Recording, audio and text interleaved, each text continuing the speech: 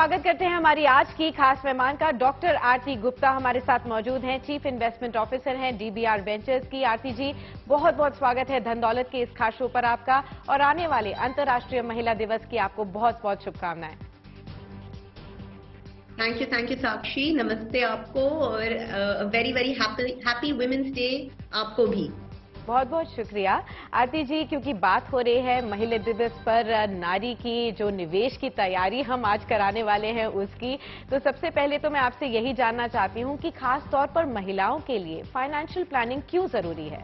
Financial planning हर किसी के लिए जरूरी है, रिगार्डलेस ऑफ योर जेंडर, पर महिलाओं के लिए ये थोड़ा ज्यादा जरूरी है, क्योंकि रिसर्च ये बताता है कि महिलाएं कम साल काम करती हैं, अपने मेल काउंटर पार्ट्स के साथ। उनकी सैलरी कम है अपने मेल काउंटर पार्ट से। उनके करियर में ज्यादा ब्रेक्स होते हैं, due to different reasons, marriage, childbirth, अलग अलग चीजें। पर महिलाओं की लाइफ एक्सपेक्टेंसी, यानी वो आदमियों से ज्यादा साल जिंदा रहती हैं, इसीलिए उनके लिए बहुत बहुत जरूरी होता है फाइनेंशियल प्लानिंग। आरती जी, मैं ये भी जानना चाहती हूँ कि आज के दौर में हम सेलिब्रेट करते हैं विमेन अचीवमेंट्स को, जहाँ एक तरफ महिलाओं ने अर्न करना भी शुरू कर दिया है, वो स्पेंडिंग के लिए भी किसी और के ऊपर निर्भर नहीं है, लेकिन जब बात आती है निवेश की, तो क्या विमेन इन्वेस्टर्स उतना ही इंटरेस्ट ले रहे हैं अपने निवेश के डिसीजंस को लेते हुए? देखिए साक्षी जी, मैं एक बहुत ही एक पॉइंट बताती हूँ। सदियों से, हमारी दादी नानी के समय से भी विमेन अपने घर की करता धरता रहती हैं। वो घर का पूरा बजट मैनेज करती हैं, एक्सपेंस मैनेज करती हैं, और कुछ बचत भी कर लेती हैं। तो हमें ये पता है कि विमेन बहुत अच्छी इन्वेस्टमेंट डिसीजंस लेती हैं, क्योंकि वो अपना घर इतनी अच्छे से मैनेज करती हैं। पर आज भी चाहे एक औरत कमा रही हो या नहीं कमा रही हो, बहुत कम ऐसी महिलाएं हैं जो इन्वेस्टमेंट डिसीजन खुद लेती हैं। आज हमारे देश में 10.6 करोड़ डीमैट अकाउंट है, पर उसमें से सिर्फ 20% महिलाओं के नाम पर हैं, और उनमें ये नहीं पता कि कितनी महिलाएं एक्चुअली इंडिपेंडेंटली अपना डिसीजन इन्वेस्टमेंट का खुद ले रही हैं, कि उनके घर वाले उनके लिए ले रहे हैं। इसके पीछे के कारण क्या है आरती जी? मुझे लगता है कि, एंड ये प्रश्न मुझे कई बार पजल करता है, क्योंकि मैं खुद एक महिला निवेशक हूँ जो अपने इन्वेस्टमेंट डिसीजंस खुद लेती हूँ। पर मुझे लगता है कि देखिए, हम सब जानते हैं कि हमारे स्कूल के टाइम पे या कॉलेज के टाइम पे मैथ हो या अकाउंट्स हो, महिलाएं, लड़कियां ही टॉप करती थी। तो ऐसा क्या हो जाता है आगे चलकर कि हम अपना वो कॉन्फिडेंस खो देती हैं कि हम शायद सही इन्वेस्टमेंट डिसीजन नहीं ले पाए, या ये कल्चरली है कि पर्स स्ट्रिंग्स जो बोलते हैं, घर का फाइनेंशियल डिसीजन मेल्स करते हैं, चाहे वो आपके फादर हो, भाई हो या हस्बैंड हो। I think house hold finances एक जॉइंट डिसीजन होना चाहिए, कि आप कमा रही हो या नहीं कमा रही हो। बिल्कुल, आपने ये सही बात कही कि जॉइंट डिसीजन होना बहुत जरूरी है। आपने एक और बहुत खास बात बताई कि सदियों से हम देखते आए हैं, जो महिलाएं हैं घर की, वही घर चलाती हैं, और उन्हीं के हाथ में पैसा दिया जाता था, क्योंकि ऐसा माना जाता था कि वो पैसे का सही उपयोग कर सकती हैं। तो महिलाओं की ऐसी कौन सी क्वालिटीज है जो कि उनको एक बेहतर निवेशक बनाती है? मेरा जो 12-13 साल का एक्सपीरियंस है एज एन इन्वेस्टर, मुझे उसमें ये समझ में आया है कि अच्छा इन्वेस्टर होने के लिए सबसे जरूरी ये नहीं है कि आपकी नॉलेज कितनी ज्यादा है कोई कंपनी के बारे में, या आपके पास कोई स्टॉक टिप है। आई थिंक सबसे जरूरी चीज है पेशेंस। आप एक अच्छा प्रोडक्ट चूज करें, उसमें इन्वेस्ट करें, और मार्केट की वॉलेटिलिटी से डरे बिना उसमें इन्वेस्टेड रहें।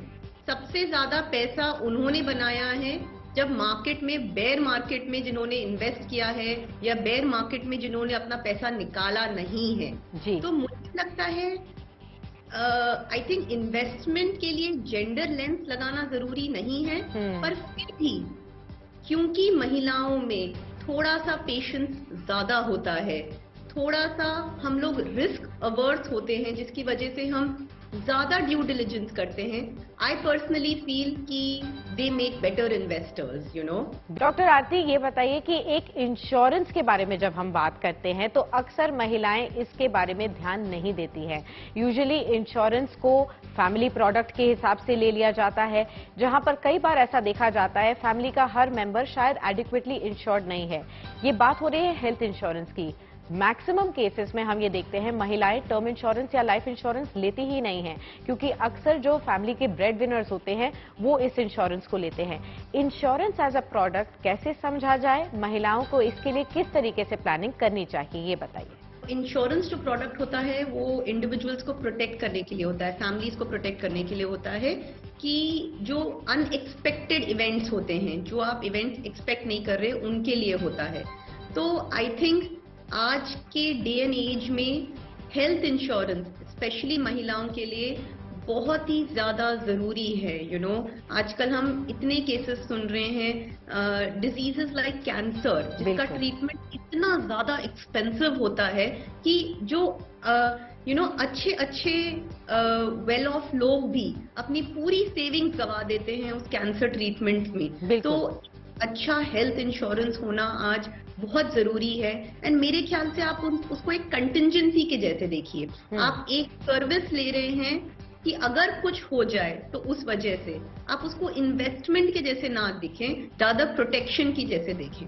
तो बहुत ही जरूरी है कि आज महिला हो या पुरुष हो, वो एडिक्वेटली इंश्योर्ड रहे। And I completely agree with you कि टर्म इंश्योरेंस महिलाओं के लिए कम होता है, क्योंकि usually they are not bread winners.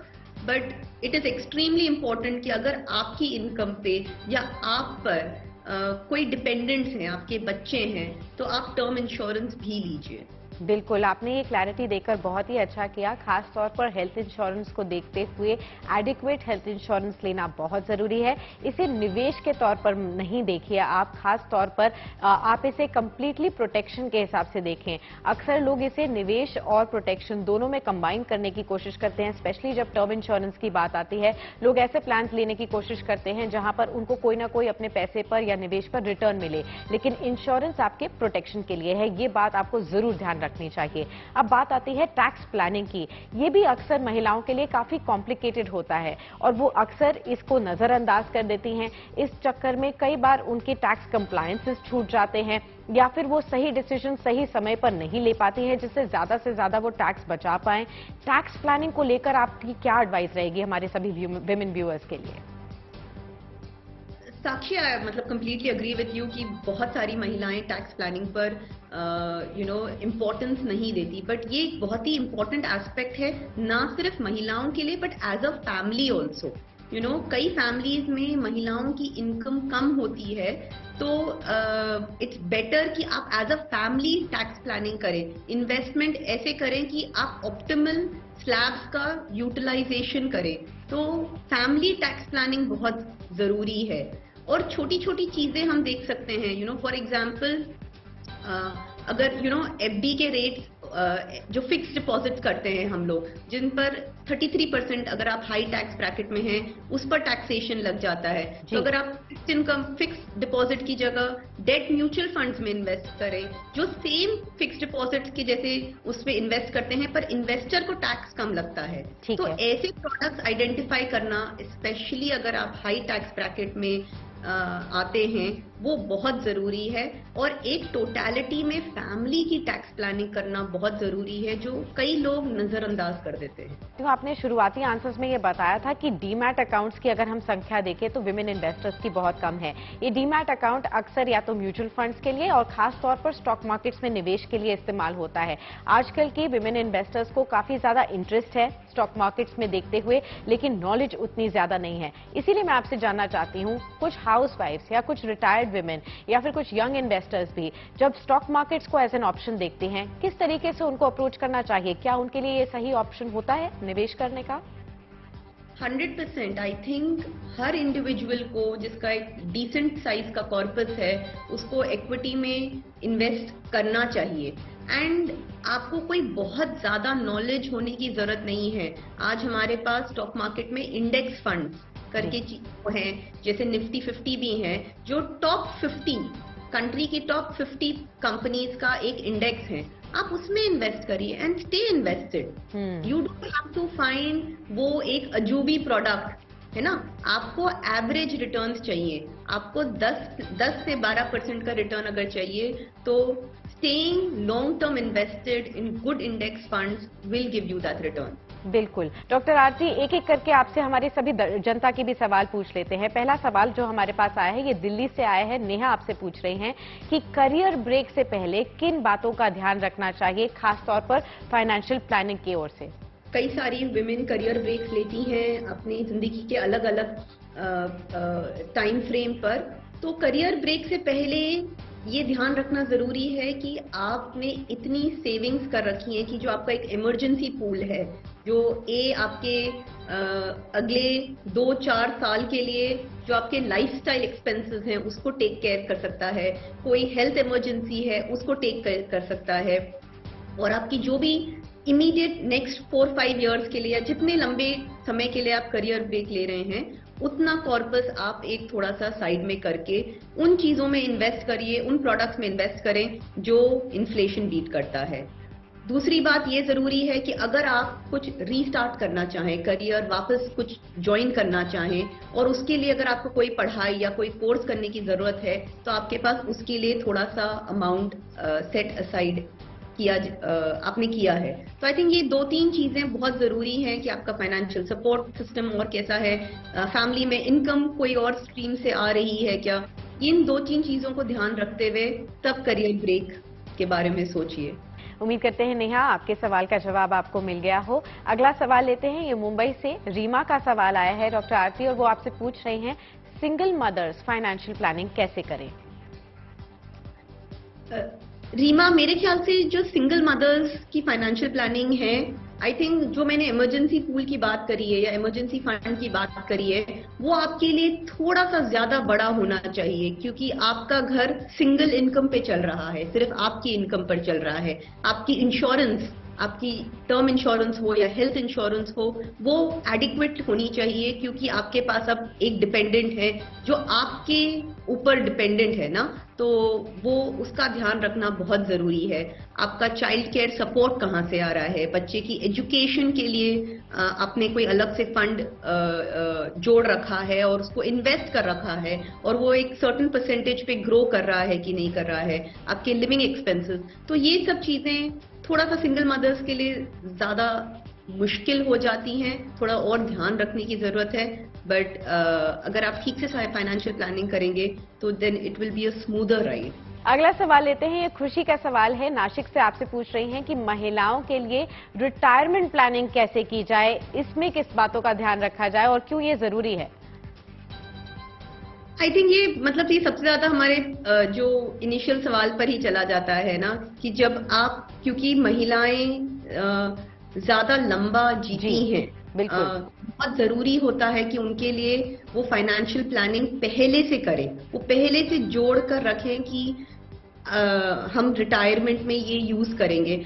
और ऑल्सो एक ध्यान रखने की बात होती है कि हम जिंदगी भर काम करते हैं, जब हम रिटायर करते हैं तो हम हमारी वो ख्वाहिशें और अपेक्षाएं पूरी करना चाहते हैं, चाहे वो घूमना हो या जो भी हो, यू नो, वो करने की कोशिश करते हैं। तो अपनी रिटायरमेंट प्लानिंग में वो सब आपकी विशेस को फुलफिल करने के लिए फंड एलोकेट करें, यू नो, पेंशन के तरीके से हो या हेल्थ इंश्योरेंस एडिक्वेट रखें और ये सब ध्यान रखें। जी, जो आखिरी सवाल आया है ये रूपाली का सवाल है, जयपुर से आपसे पूछ रहे हैं कि महिलाओं को बिजनेस करने के लिए क्या बेहतर दर पर लोन्स मिलते हैं और काम शुरू करने के लिए क्या सरकार की तरफ से भी कोई सहायता मिलती है विमेन इन्वेस्टर्स को या फिर विमेन एंटरप्रेन्योर्स को। बिल्कुल, कई सारी स्कीम्स है सरकार की जो विमेन एंटरप्रेन्योर्स को हेल्प करती हैं। स्टार्टअप इंडिया के उसमें भी कई सारी स्कीम्स हैं जो विमेन फाउंडर्स जो स्टार्टअप अपना लगाना चाह रही हैं उनके लिए कई सारी स्कीम्स हैं। इनफैक्ट हम as the national head for FICCI FLO startup cell, हम लोग ने एक किताब बनाई है जिसकी डिजिटल कॉपी भी है, and I can share it with you Sakshi, अगर आपको किसी के साथ शेयर करना है, जिसमें सरकार की सारी स्कीम्स हैं कि आप कहाँ अप्लाई कर सकती हैं उन फंड्स के लिए, चाहे वो सरकार का सीड फंड हो या अलग अलग इंस्टीट्यूट्स के में ग्रांट्स के तरीके पे हो। बहुत सारी स्कीम्स हैं। आगे बढ़िए, अपना एंटरप्रेन्योरियल जर्नी शुरू करिए और इनका फायदा उठाइए। जी, चलिए, बहुत बहुत शुक्रिया डॉक्टर आरती हमारे साथ बने रहने के लिए इस खास शो पर, और तमाम जनता के सवालों के भी जवाब देने के लिए। एक बार फिर से विमेंस डे की आपको बहुत बहुत शुभकामनाएं। उम्मीद करते हैं कि आपने जिस तरीके से इस पूरी फाइनेंशियल प्लानिंग को समझाया है, इससे बहुत फायदा हुआ होगा हमारे सभी विमेन व्यूअर्स को। बहुत बहुत शुक्रिया हमारे साथ बने रहने के लिए।